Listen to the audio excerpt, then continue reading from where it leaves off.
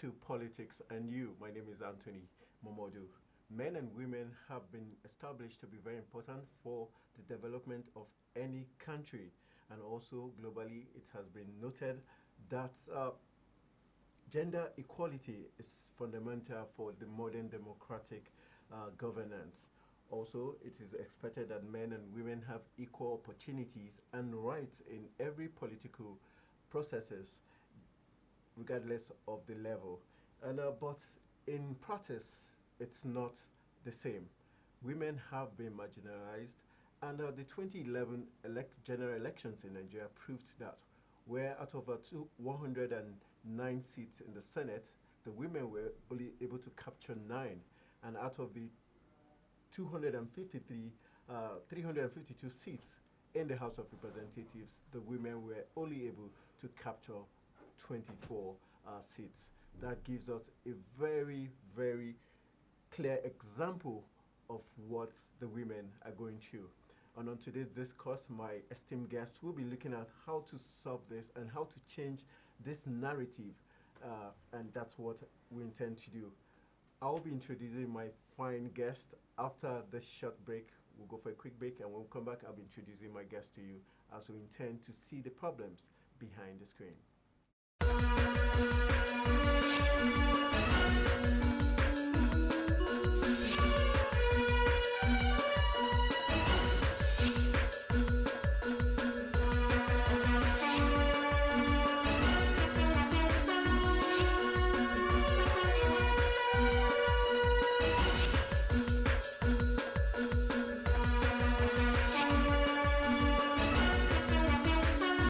All right, now it's time for me to introduce the Amazons I have in the studio to help me chew this discourse and give us something very awesome, which we hope the men folks and the political parties right here in Nigeria will be able to take home and see how they can cause some change in the Nigerian political space. And to my left, I've got the publisher of the Air Mingo magazine in the person of Hajara Al Hassan. Good evening. Nice to have you join us. Yes. Welcome to Politics and You. All right, just to let you know that she has also had some sting in the political space as a spokesperson, and that makes her really suitable to give us a very standard, balanced view as regards to what the women are going through. And to my right is Salome Ajero, who is an education consultant and also has different flair in things that has to do with development for the society and the country as a whole. Welcome to the program. Thank you very much. All right, let's look at gender equality in political parties in Nigeria. Several factors have been, named to be the reasons why we have a lot of marginalization of women, from culture to money to violence. But with your experience, what would you say are the basic 3 things that you could say actually makes it next to impossible for women to have decision-making positions in the political sphere? Well, for me, I think the 3 things that make it impossible for women to be politically grounded. Okay. One of the factors is how the society look at the roles of women. The society have a role that they outlined for women. And I think it's high time the Nigerian society think outside the box. They always see women as homemakers. They always see them as those that give care to the entire family and the community as large. They don't see them as potential politicians and professionals, especially in the north where I come from. But I think that is changing. It's changing actually, because a lot of us now have the chance to come out to show our own talents in various fields, politics inclusive. Okay. But one of those factors that I consider as hindrance to women's participation in politics is their roles that is being outlined by communities, both here in the north and other parts of the country and Africa at large. Then the second factor again is, I think it's more or less the factor. It's more or less internal.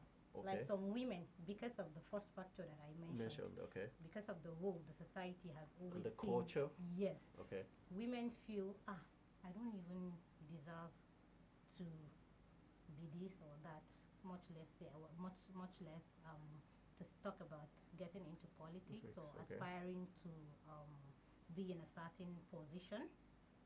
So that's second, and then Okay. thirdly, another factor again is also let's see, I mentioned The culture thing. culture thing. Yes. Then we ourselves, Ourselves, our attitude as a because of that culture culture, thing, the and then society. thirdly, the attitude of the men. Men. Like most women would want to like make a difference. They would want to say, okay, let me just give it a shot, even if I don't succeed.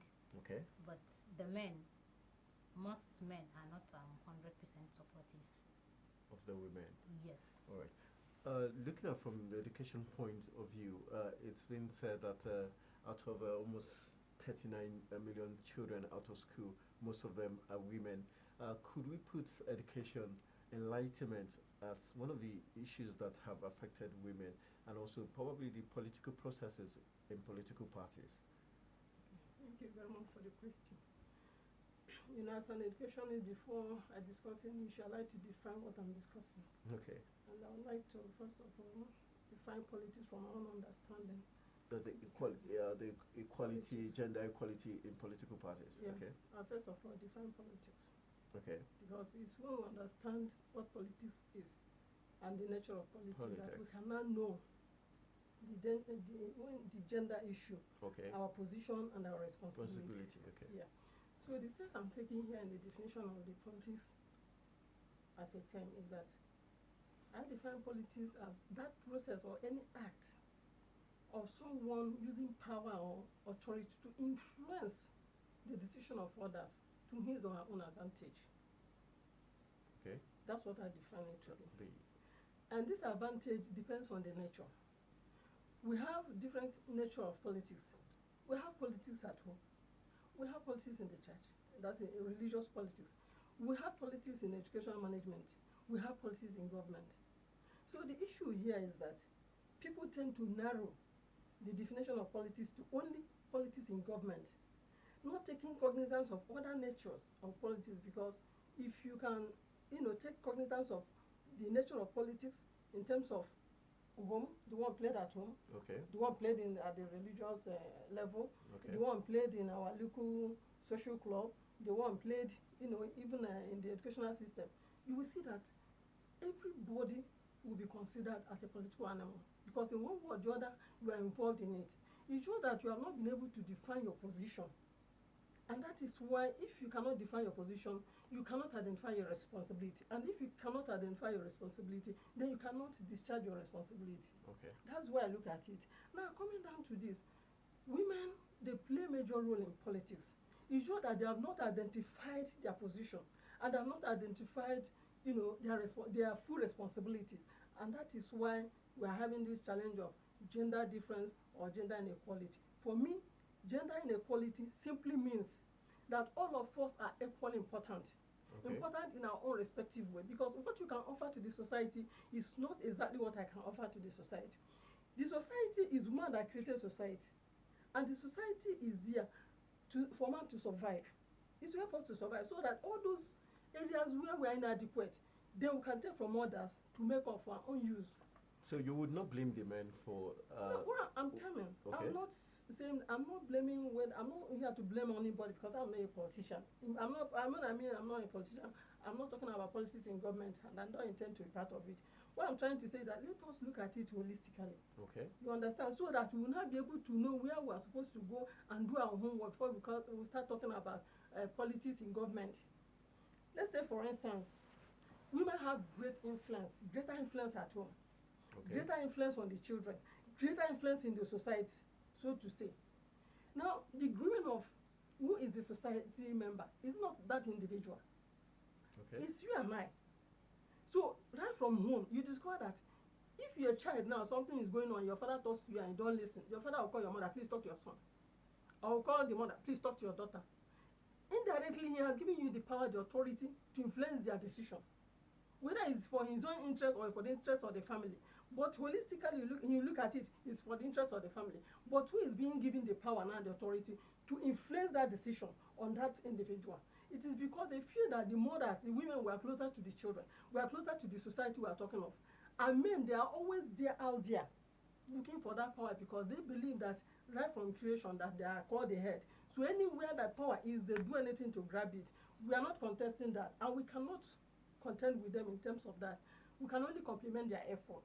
So right now, if we take our position at home as women and begin to do what we are supposed to do, don't you think that we are going to change the society more than we're expecting, and we are going to produce individuals who can effectively and efficiently perform their social and economic responsibility in the society? So indirectly, could we say that you're not truly in support of women going out there into main politics for the government, but you prefer them to play from the home front? What I'm trying to say is this: we should define our position. Okay, for you, what's the best way to define the position of a woman? Well, Judging from what she has said, do you agree with her, or do you think she's trying to keep the women back at the home front where she No. believes you people have the bigger strength or better influence? No, what she meant by women need to define their position is like women need to be bold and precise as to what they want to do. Okay, Just the way she just pointed out now okay, that the bigger political stream is so full of men and they will do anything to grab Power. whatever position in the political stream. okay. So what she is saying is for women to be precise and to decide what role or what parts of that political stream they want to play. But for you, what should the definition look like now from your own point of view? Well, because they've been from my talking own about understanding of Yeah. what she has just said, I think she mean women should be able to. For instance, now if I want to contest with the position of the Federal House of Representatives from my constituency, okay, right from the word go, if I know I have met all the requirements, I should be able to tell my husband or my father or my immediate family that this is what I want to do before going out to the community. okay. I need to go out and make a bold statement. This is what I want to contest for, and I need to also work hard to show people that I am capable of disposing Within the mandate. If The given. mandate, okay. But I still want you to look at defining the roles of women now in order for them to be able to have this equality we're talking about in the political space. Do you think it's something achievable? Of course. So why has it taken it very difficult? Why has it been very difficult for the women folks there's a to little really take their bit place? of should I say it's a gradual process. Okay. And in the entire Nigerian society, there's a problem of what do you call it? Creating awareness on a certain subject, Okay. not just politics or women participation in politics. It's something that's gradual. I just mentioned earlier in this when we started Okay. this conversation that part of the factors that affect women's Women. participation in politics include their set role by the Society. what the society see them, or what they also see themselves from what the society is looking at them, or what they think of themselves. Because when I come out, I'm bold, I want to be a politician, the society will think I'm wayward, the society will think I'm this and that. Do you Okay. understand? And Okay. also what the way the men doesn't let the women have it easy. Okay, even with the 35% gender policy, where it's been said that women should be given 35% of any positions in governance, do you think that has helped the women folks to achieve their aim? Before I answer the question, I have this to say. Okay. You know, we have what is called political socialization. Okay. And this is the process, it's a developmental process, and it's a very long process, where people acquire their political belief, or whatever, or feelings, or whatever ideologies or philosophy. And this process, the women in this angle, they have not gotten it. why I'm saying this thing Like is that the Nigerian women are in yes, politics. if They've you not look at gotten the it. society, Okay. we have lost women. We have lost so many things. We have lost grip of so many things. Even the politics we are talking about, with what is going on in the society, it will make it more difficult for us. In the sense that if you look at, in those days, I cannot call it poverty, because when our forefathers they were poor, they were able to raise children who are responsible in the society. They are not having too much money, but at least they have respect for rule of law or the custom of the society where they belong. They have respect for human rights. They have respect for individuals, and also they have respect for themselves and constituted authorities. Today, what we see in the society is a product of failure. Failed individuals, because these people are coming from home, and there are people who are in close contact with them, who are supposed to mentor them and teach them what to do, who are supposed to influence their lifestyle. Because what I'm talking about influence is this. Influence is making somebody to do what you want the person to do, maybe by looking at what you do. So looking at us now, can we say that the society around us, the young people, the youth around us, they have really learned enough from us as to live a life that will show that, oh, this person is from this particular ward, or it's from where this family, where this person comes from. We have been living our individualistic life, not considering how our life affects the other. But mind you, as long as you're in the society, there is no way your life cannot affect the life of others in the society. So one way or the other, you are influencing people. So the question, are you influencing them positively or negatively? So if you're able to influence them positively, you don't need to fight whether to go there, because what will put you there will put you there. What I'm believing is that if we can do our work well, go back, work on the people who are around us. If we are able to reprogram their mind, influence them to think positively, creatively, we will not be afraid. Look at the educational system we have today. You know, school is one of the agents of political socialization. The family is one of the agents of political socialization. We have the media there. We have all these women. There are so many places that they have been. They have even kind of exploited their potentials. You understand? Okay. But what I'm saying is that they have not done enough in those areas as to convince people who are dragging the seat in the government, the big wigs in it, Okay. to give them the opportunity to come there. So if you ask me, our advice, let us go home, look at the family, look at the society, look at what is going on, and see if we can do what is called social reengineering and the mind reprogramming, so that we can get the youth and talk to them and let them know, value their life, value themselves, love the society, and know that they have something to contribute to the society. Mind you, your importance in the society depends on what you're able to contribute to the society. So if you have nothing to offer to the society will not consider you as being important. So you have to first of all have a creative mind where you create value for yourself and use yourself to create value for others. And if that is done, then you don't need to ask somebody, I want you to take me here or take you there, because the people you are going to produce, you are going to influence, they will be able to do that, which even if you cannot do it, they will do it, and you sit back and watch things working the way you want it to work. All right. What she's saying is the ideal situation. If we consider the poverty level in the country and the fact that massive money is needed for politics to get into the act of politicking and all that, do you think the women folks can actually break this marginalization they seem to suffer from the men folk? Well, what the part I don't understand is Yes. why you said massive money is needed Yeah, for because women to actually. you have to campaign. The monies that it's involved in political campaigns Okay. and all that.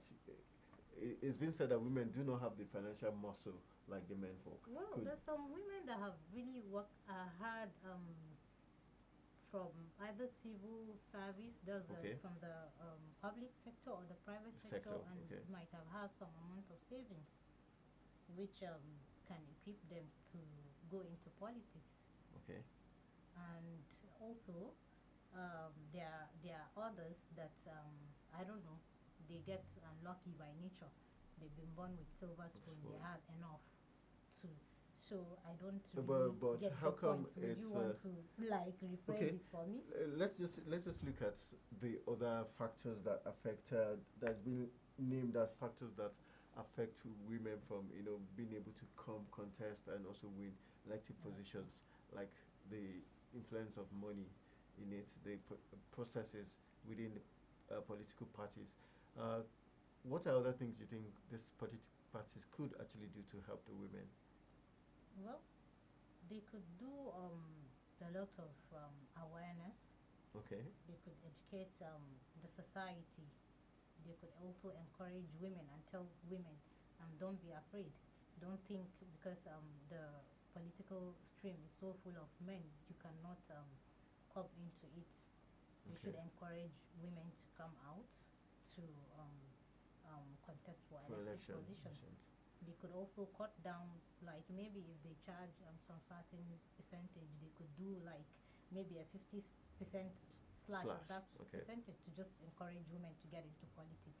Okay. And do you agree with people who say that if the women are given control of resources like land, water, forest, and all those landed issues, that could really empower the women to seek? Yes, I recently read an article that was on the provision of women to own a land. Okay. I was so surprised. I mean, like, I didn't know in this age it still happens. I thought it was back in those days. So honestly, allowing women to own properties and assets could also So help. empower them, and then empowering them means they could be bold enough to do whatever it is, not just politics. Politics. Okay. But let's look at some critics also say that the education curriculum, the media, also the way they stereotype the women has also made it impossible for us to have equality when it comes to politics and political parties, for the political parties too. Could you agree with them to say that media has also not helped the women folks, and also educational curriculums that tend to stereotype subjects or professions? You see why I keep on mentioning our position in the society. Like I told you, I'm an educationist. And talking from my experience, if there's anything I will ask the women to do, is just to go home. Eh? Just watch your children. Take part in whatever they are doing. Because these days, yes, we want to get more money, we want to support the family. Most of us have lost the grip of the number one assignment given to us in the family, which is raising the children. Now we leave our children in the hands of teachers who are not well groomed. We leave them from the teachers, they end up in the hand of the home lesson teachers. At the end of the day, some parents, they leave their house in the morning and they come back very late in the night, only to meet the children either asleep or someone must have taken care of their homework. Let me start with the education curriculum that we are talking about. If we sit down and watch what our children are being taught in the school, if you pick up the books that your children read, because I'm a book reviewer, you will now begin to wonder what kind of education are they giving our children these days. I remember in those days when, how you know a child that the mother went to school or is educated, their books are different. They read a lot of books and they keep on, monitoring the activities of the school. The teaching and learning activity, don't keep their eyes away from them. They watch what they do. So I want to tell you that it's time for us to go back, because the education system is not giving us what we want it to give us, what we're expecting from it. And the reason is that the women who are supposed to be part of the education of their children have left it in the hand of teachers. And teachers now are handicapped with the books that have nothing to offer to them. The authors are no longer reviewing their books. What they do now is just to go and change the book cover. If they change the book cover, they push it and it enters their hand. These children, if you give them homework, the teacher will go there and say, write from 20 to 50. That is an assignment. You go and gamble it, how you get through it. Nothing like test and measurement. So whether if you get stuck somewhere, what you do, you either close the book or you go to where the teacher provided, the author provided one answer that is not even correct. You load it there. The teacher, because he didn't read it, will just mark it. If you take your time and say, let me study it and know what is happening, if you go and solve the same problem and proceed, the same teacher will mark you down. Only for you to, it will now take a professional. I'm just telling you from my own experience. When you get there and now say, please teacher, come, help me to solve this problem. The teacher will now come and solve it and you get different answer from what is in the book. I begin to wonder, I say, what is going on? What is happening in the education system? So if we really want to help the society, we need to help our children in their education, because what they are doing now is purely schooling and certificate acquisition. That is why we have so many graduates who are not doing anything. If they are, the education that is given to our children now is training them or helping them to develop creative thinking ability, you will not discover that our society will change. You might not even need to go into government. In America or in all those developed countries, and all of them in the policies, is it only through policies that they make a living? No. Rather, they made themselves important in the society based on their creativity, what they can offer to the society based on what they know. And that is what makes them important in the society. Now, women, we need to go and complement the effort of the teachers because they are getting it wrong. The writers are no longer giving all the type of books we know. And those things that we know, we need to go and sit down and help them to work and see if we can rescue the society that is dying in our hands. And what we need now is not to leave it entirely and say we want to go and join a politics where men, they will go there, they will not come back the same.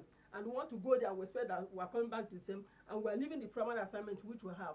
The society has gone down, the trend. So what we want to do is to rescue it. And to rescue it, we need to go back to the basics and start doing what we are supposed to do. And leave what the men are doing for now. I'm not saying that we will not get there. A time will come when we will come out and say we want to be part of it. But there are some countries where women have become presidents. And I'm not doubting it, they can be. But what I'm trying to say, look at our society. I'm particular about my country. I'm not talking about, I don't know what is happening there. But I'm saying in my country right now, the situation of things, the youth, what they are going through now, they need mentorship. That mentorship, at least start from the family where you are, the people around you, influence them enough to believe in you, influence them enough to feel secured, influence them enough to be creative, influence them enough that wherever they are, you have the confidence that this person have influenced the life of this person, and this person is definitely not going to disappoint me on the society where we find ourselves. All right. Looking at all she said, can we truly say the women have probably do not necessarily have the capacity based on what she has said now, and probably trying to refocus on something? Women do not necessarily have the capacity because to now go into the politics? The society. Where I'm coming from is the issue of the home front being left to rot is going down. That's what you said, right? That's what I'm saying. Okay, so would you advise the women folk to look less into going to politics and concentrate more on the home front? Making the home? Well, because you raised that issue that people... That's not my opinion. That is her own opinion. So I'm asking... Education is... Yeah. Well, I'm of the opinion that women can be diverse. Okay. They could make the home, and they could also they could aspire to be politicians and possibly become politicians if they want to. Okay, let's just look at political parties giving a quota, as in leaving a quota for, say, financial support for the women folk. How sure are we this could actually help the women or be able to, like she said, if the women are able to influence their society, their community, then it's going to be easy for them to, get elected into very strategic positions. Can we say that the women have not done that enough? That's why probably it's also, if you remember Sarah, when she came out for presidency, she had only one vote, and that was her own vote. Can we say probably the women need to do more? Well, from where I come from a stream of hardworking women. Okay. So what I see is possibilities everywhere. What women need to do is to feel encouraged, and if they aspire to be anyone, all they need to do is to work hard, and then they should persevere, and I'm sure they will get there. Okay. All right, let's I know there are a lot of obstacles like we've earlier discussed, but I know what you just need to do is to have the mindset, just like she said. Okay. And of course, everybody needs a mentoring, because for you to know the road ahead, you need to ask those who are coming back. Okay. Yes. All right, let's just, looking at the Nigerian political space, especially looking at 2019, do you see the possibility of women, having a lot of women come out? Although I know there were some memes on social media of a woman aspiring to be a president. We've seen it before. Okay. You just mentioned Sarah. Yes, Sarah, yeah. Yes, and I see possibility, because I've had the chance to once be a political head, and I've worked with women that are aspiring to be National Assembly members and even governors in there. We've seen Mama Taraba. Okay. I know Yes. more women will come in 2019. And you don't think the violent nature of Nigerian politics could be another strong factor that could work against them? Well, we don't know until then. All right. For you, looking at the violent nature of politics, do you think the women actually stand a chance using 2019, for example? To me, women are the chief security in the home. Okay. The people that are going to be used for the violent act, are they not people's children? Are they not coming from somewhere? But at a point where they So will be what I'm used, trying to they say will is not be that under the control of their If parents. we Then. want to control the level of violence in politics, we need to go and talk to our children. We need to open their mind. We need to talk to them. We need to reprogram their mind so that they have value for lives. They will have value for themselves and they have value for their country. It is our duty. And we are doing this thing, like I told you, you are influencing people to do what you want them to do. Or what, because one thing about politics is that it's a game of interest. This interest, it could be the society, it could be you, it could be other groups. You understand? So before you can convince somebody to do what you want the person to do, you have to put the person's interest on the table, right? So that when you are looking at your own interest, you will now begin to say, oh, this thing is good for me. Whereas indirectly or by the role of invisible hand, you are also working in the interest of others. You understand? So these people have already told them that this is what you are going to gain from this. So they are feeling that these people now that are protecting my interest, probably they want to give me money, right? You now as a mother, who these children are leaving your house to go and they carry out all those violent acts, you call them and say, please, this if you get involved, do you know that I can die? Do you know you can die? Where are you going to stay to enjoy all these things? Do you know what tomorrow is going to be? Your children, your future, and all those things. You are the one to do this work. And if at the end of the day, nobody carry out that violence, are you not now secure to say, okay, tomorrow I want to go and contest, because I know that if they come and call my child to go outside and carry out violence, my child will not come out, or anybody around my vicinity or my ward, because I've been able to influence them. I've been able to make them to understand that this thing is not good and this is what is good for us. You have now put their interest at heart and you have put it on the table. You have discussed their interest. They will not be looking at that interest and they will not forget about anything that is not going to be of high interest to them. All right, let's just, as we wrap up, I would just like your recommendations of the way forward, what you think women can actually do to achieve more success in the coming years, especially in the political space. Well, first of all, they need to aspire to be politicians. Okay. And then they need to work hard. And just like my mother rightly pointed out here, they need to get mentorship. Okay. And they also need to get more education on that. Okay, for political parties, what do you think political parties could do? Do you like think... I said earlier, they could encourage women by slashing or waiving the costs. Nomination forms and all that. Yes. Okay. They can actually do that. All right. For you to wrap it up, what would be your recommendations in order to give that balance the women folks are crying about in the political space? You know, when our president said that he doesn't know the party the wife belongs to, maybe the kitchen, and people misunderstood him, but I understood him quite all right. Why I say so is that the kitchen is talking about is not actually the kitchen per se. What it means that the home, we should go and take care of the home first, because a lot is going on in the society, which is of negative influence on the society, which we know that women can really exert their power in this way and solve the problem of the society. You understand? So what I'm trying to say is that if there's any political party women should form now, it should be youth mind reprogramming party, so that everybody, because in this party there's no chairman. Don't you think it's the generation difference that makes you see from that angle, but the present day women folk, younger generations see more like they want to be out there, they want to contest with the men. Look, if you are going to the bush, you don't know what is inside the bush, you might get swallowed by python. Okay. Right? So before you enter that bush, if somebody had taken time to advise you on maybe the track to take, maybe the kind of clothes to wear, the kind of things you expect or the kind of food to eat before you go, because I see this as an adventure. You understand? Then when you are going there, you now prepare your mind, this is what you are going to see. Okay. Even if there are going to be obstacles, you will now make up your mind, when these obstacles come, this is what I'm going to do. We have not done that. So everybody just want to come out because we hear that, oh, through politics a lot of people make a lot of money. That is not the basic thing there. The basic thing there is how you survive in that society where you belong, what you contribute to that society, and how much you influence people to do the right thing so that all of us will be secured.